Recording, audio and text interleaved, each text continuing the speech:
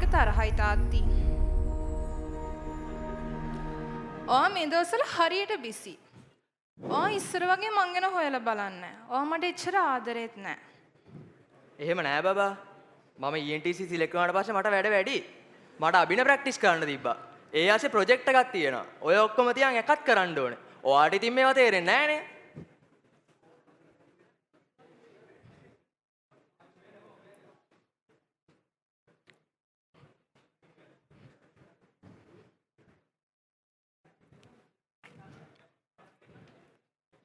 තාත්තේ ලොකු වැඩක්ද?